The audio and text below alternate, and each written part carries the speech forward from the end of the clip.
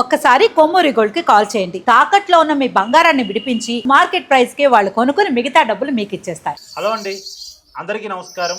నేను మీ కట్టా కార్తీక్.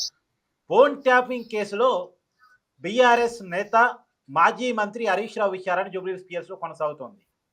6 పోలీసు అధికారులు హరీష్ రావును విచారిస్తున్నట్టుగా ఉన్నటువంటి సమాచారం. ఇప్పుడు ఆ విచారణ ఎలా జరిగేటువంటి అవకాశం ఉంది, హరీష్ రావును అరెస్ట్ చేసే అవకాశం ఉందా లేదా, ఫోన్ ట్యాపింగ్ కేసు గురించి మొదటి నుంచి మాట్లాడుతున్నటువంటి అడ్వకేట్, మన తెలంగాణ హైకోర్టు అడ్వకేట్ అరుణ్ గారు మనతో ఉన్నారు. సార్ నమస్కారం.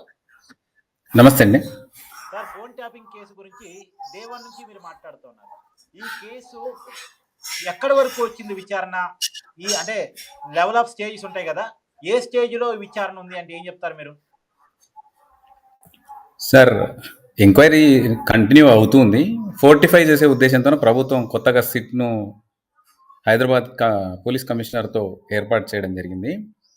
మొదటి నుంచి మాట్లాడడం కాదు సార్, ఇనిషియేట్ చేసిందే నేను. మార్చి 7వ తారీఖు 2024 నేనే ఫిర్యాదు చేసింది. ఫిర్యాదు చేసిన తర్వాత 11వ తారీఖు నాడు మరొక సిఐ గంగాధర్తో తీసుకొని కేసు రిజిస్టర్ చేసినారు ఎస్ఐబి వాళ్ళు. ఎస్ఐబి నడుపుతున్న ఈ కేసు హరీష్ రావుకు కొత్తగా సమన్లు ఇవ్వడంతో అసలు నిందితులను ఎవరైతే ఉన్నారో వాళ్ళను క్వశ్చన్ చేయడానికి ఆ స్టేజ్కి స్టార్ట్ అయింది. ఇప్పుడు అసలు స్టేజ్ ఇప్పుడే స్టార్ట్ అయింది. అన్నీ తెలిసిన హరీష్ రావు అసలు టెలిఫోన్ ట్యాపింగ్ జరగలేదు అని మాత్రం చెప్పలేదు. ఈరోజు కూడా ఆయన మాట్లాడుకుంటూ చేస్తే చేసి ఉండొచ్చు, దేశ అవసరాల కొరకు సినిమా హీరోయిన్లతోనేం పని, సినిమా పరిశ్రమలు ఉన్న వాళ్ళతోనేం పని, మామూలు మండల స్థాయి కార్యకర్తలతోనేం పని, మండల స్థాయి నాయకులు. నిజంగా సినిమా పరిశ్రమకు సంబంధించిన వాళ్ళ ఫోన్ ట్యాప్ చేశారా? ఖచ్చితంగా జరిగింది సార్. మరి వాళ్ళ వైపు జరిగింది కనుకనే కదా రావట్లేదు సార్. ఇప్పుడు చాలా సున్నితమైన లైఫ్లు వాళ్ళవి. అరిటాకు వెళ్ళి ముళ్ళు మీద పడ్డా, ముళ్ళు వెళ్ళి అరిటాకు మీద పడ్డా నష్టపోయేది అరిటాకే. అందుకని వాళ్ళు చాలా సెన్సిటివ్ కాబట్టి వాళ్ళు ఇంకా ముందుకు రాలేదు. వస్తే బాగుంటుంది. వాళ్ళొక్కరినా సార్ ఎమ్మెల్యేలు, అదర్ సైడ్ ఎమ్మెల్యేలు, ఎంపీలు, మండల స్థాయి నాయకులు, వేరే పార్టీ వాళ్ళతోన పోలీసుకి ఏం పని? ఆ రోజున్న ఎస్ఐబి దేశ అవసరాలకు మరి ఎప్పుడైనా రిపోర్ట్ చేసిందా? ఖచ్చితంగా రాష్ట్ర ముఖ్యమంత్రికి అధికారం ఉంటుంది. తనకున్న హంగు ఆర్భాటాల్లో అంగాల్లో ఎవరైనా సరే ఇన్ఫర్మేషన్ సేకరించుకునే వ్యవస్థ ఉంటుంది. కానీ నేను ముఖ్యమంత్రి అని చెప్పి అడ్డగోలుగా ఇన్ఫర్మేషన్ తెప్పించుకునే అవకాశం ఎవరికి లేదు. There must be A procedure, one should follow the procedure. ఇంకా ప్రభుత్వం తరఫున పనిచేసే వాళ్ళు, రాజ్యాంగం మీద ప్రమాణం చేసి పనిచేసే వాళ్ళు ఇంకా ఎక్కువ కాన్షియస్గా ఉండాలి, ఇంకా ఎక్కువ అప్రమత్తతతో ఉండాలి, ఇంకా ఎక్కువగా చట్టాన్ని ఫాలో అవ్వమని చెప్పాలి. అంతేగాని నేను రాష్ట్ర ముఖ్యమంత్రిని, నా కారుకి ఎవడైనా ఎదురొస్తే తొక్కిచ్చేస్తా, బుల్డోజర్కి ఎదురొస్తే నరికిచ్చేస్తా అని చెప్పడం కరెక్ట్ కాదు. ఫస్ట్ అయితే ఇంతమంది, ఇన్ని వేల మంది ఫోన్లు దేశ భద్రత కంటే ఇంతకన్నా గతంలో ఎవరైనా యాంటిసిడెంట్స్ ఉన్నాయా? ఎవరికైనా వేరే దేశస్తులతోనే వీళ్ళు ఎవరైనా ములాఖాత్ అయినరా? వేరే దేశస్తుల అకౌంట్లోకి వెళ్ళి వీళ్ళకి ఎవరికైనా డబ్బులు వచ్చినాయా? ఏమైనా దందాలు చేస్తున్నారా? ఇన్ని వేల మంది, ఇన్ని వందల మంది అయితే చేయరు కదా. చేసినప్పుడు మరి ఎందుకు యాక్షన్ తీసుకోలేదు? ఒక్కరి మీదైనా యాక్షన్ తీసుకున్నారా? తీసుకోలేదు. ఎందుకంటే అది వాళ్ళ అవసరాలకు, సొంత అవసరాల కొరకు వాడుకున్నారు. ఈరోజు కూడా పెద్ద అబద్ధం చెప్తాడు సుప్రీంకోర్టు. హరీష్ రావు చెప్తాడు సుప్రీంకోర్టు నా కేసు కొట్టేసింది అంటాడు. నీ కేసు కాదు కొట్టేసింది, చక్రధర్ గౌడ్ అనే వ్యక్తి సిద్దిపేటలో పెట్టిన, తన మీద జరిగిన అక్రమాల మీద పెట్టిన కేసును రాష్ట్ర హైకోర్టు కొట్టేస్తే దాన్ని రీఓపెన్ చేయడానికి సుప్రీంకోర్టు నిరాకరించింది. అంతే తప్ప ఎస్ఐబి చేసిన కేసుకి ఈ కేసుకి సంబంధమే లేదు. అన్ని తెలిసి కూడా స్పష్టంగా అబద్ధాలు ఆడుతున్నాడు హరీష్ రావు. హరీష్ రావుకు తెలియనిది ఏం లేదు. ఎందుకంటే డిఫాక్టో సీఎం కేటీఆర్ అయితే తర్వాతి స్థాయి ఖచ్చితంగా హరీష్దే. హరీష్ రావు చేసిన అక్రమాలు, అన్యాయాలు, ఫోన్ ట్యాపింగ్ ద్వారా ఎంతమందిని వేధించిండు అనేది ఈరోజు బయటకు వస్తుంది. ఈరోజు క్వశ్చన్ చేస్తారు, నువ్వు చేసినవా లేదా? నీ ఫోన్ నుంచి ఫలానా ఎస్ఐబి ఆఫీసర్ ఫోన్ కాల్ ఎందుకు వెళ్ళింది? ఇవన్నీ అడుగుతారు. నీవేమైనా నీ మెసేజ్లో నుంచి, నీ వాట్సాప్ మెసేజ్లో నుంచి ఎవరి ఫోన్ నెంబర్లు అయినా పంపించినవా? పంపలేదు అంటే తీసి ముందర పెడతారు. ఫలానా టైంలో నీవు ఎస్ఐబి అధికారులకు ఈ ఫోన్ నెంబర్ ఇచ్చి ఎంక్వైరీ చేయమన్నావు, వాళ్ళకేమైనా యాంటిసిడెంట్స్ ఉన్నాయా? ఏమైనా పద్ధతి ఫాలో అయినరా? నీవు చెప్పినవు సరే బాగుంది, మరి చట్టబద్ధంగా హోమ్ సెక్రటరీ స్టేట్ కానీ హోమ్ సెక్రటరీ సెంట్రల్ కానీ వాళ్ళ పర్మిషన్లు ఏమైనా తీసుకున్నారా? ఏ రోజు నుంచి ఏ రోజు వరకు కాల్ రికార్డింగ్స్ పెట్టినరు? ఎందుకు తీసుకోవాల్సి వచ్చింది? దాని తర్వాత జరిగిన పరిణామాలు ఏంటివి? దానికి సంబంధించిన రికార్డ్ ఎక్కడా? రికార్డ్ అంతా డిస్ట్రాయ్ చేసిరు కదా. డిస్ట్రాయ్ ఎందుకు చేసిండ్రు? ఇవన్నీ బయటకు వస్తాయనే కదా డిస్ట్రాయ్ చేసింది. ఎందుకంటే టెక్నాలజీ అనేది మనము సొఫెస్టికేటెడ్ మనకు మాత్రమే తెలుసు అనుకోవడం అమాయకత్వం అవుతుంది. ఎన్ని దగ్గరలో రిస్టోర్ అవుతుంది? క్లౌడ్లో ఉంటుంది, మదర్ నెట్వర్క్లో ఉంటుంది, ఇవన్నీ ఉంటాయి కదా. అవన్నీ కలెక్ట్ చేయడం జరిగింది. ఆ పెన్ డ్రైవ్లో మరి ఎందుకు వచ్చినాయి? హరీష్ రావు ఫోన్ నెంబర్ ఎందుకు వచ్చింది? ముఖ్యమంత్రి గారు కదా ఇన్ఫర్మేషన్ తీసుకోవాల్సింది, ముఖ్యమంత్రికి కదా ఎస్ఐబి ఆన్సరబుల్ ఉండేది. మరి ఈ మంత్రులు ఎందుకు మధ్యలో ఇన్వాల్వ్ అయినారు? కేటీఆర్ ఎందుకు ఇన్వాల్వ్ అయినట్టు? హరీష్ ఎందుకు ఇన్వాల్వ్ అయినట్టు? వేరే శ్రీనివాస్ గౌడ్ కావచ్చు, జగదీశ్వర్ రెడ్డి కావచ్చు, వీళ్ళందరూ ఎందుకు ఇన్వాల్వ్ అయినట్టు? ఎందుకు వాళ్ళతో ఎస్ఐబి అధికారులతో మాట్లాడినట్టు? వీటన్నిటికీ ఆన్సర్ చెప్పాల్సి వస్తుంది కదా. హరీష్ తప్పించుకునే సమస్యనే లేదు.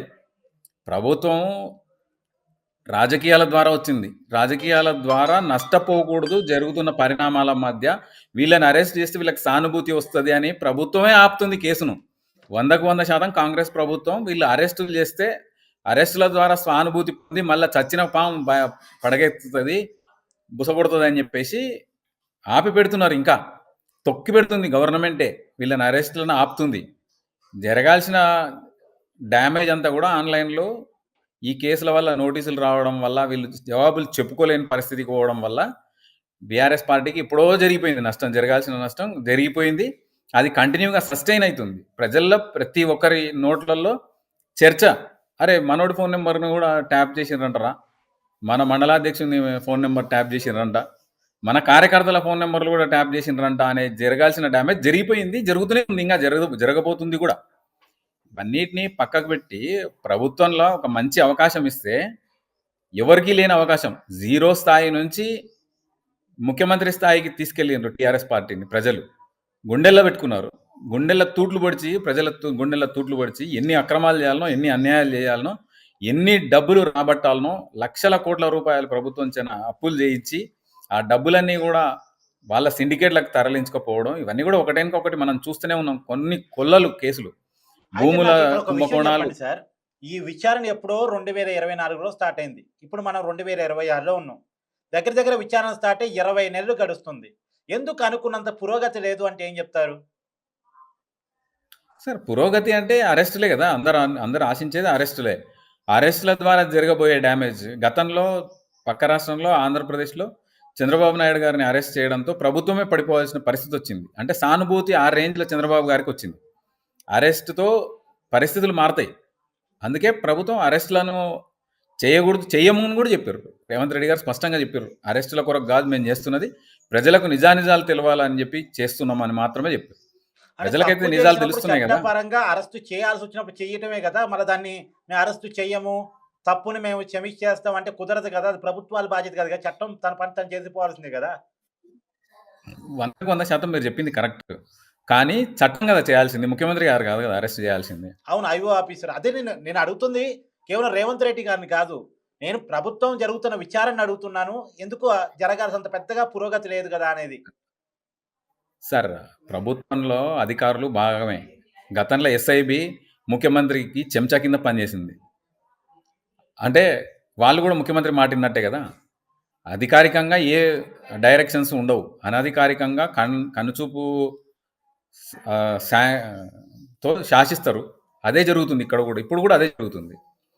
వాళ్ళు లాభపడతారు, తప్పు చేసి కూడా లాభపడే అవకాశం ఉంది కాబట్టి అన్నీ చూసుకొని వెళ్ళాలి. కాబట్టి ప్రభుత్వం ఇప్పుడు మనం డ్రైవ్ చేస్తున్నప్పుడు ఏదో 100 మీటర్ల దూరంలో ఒక చిన్న కదలిక వచ్చినా మనం బ్రేక్ చేసుకుంటాం, బండిని బ్రేక్ చేసుకోవాలి కూడా.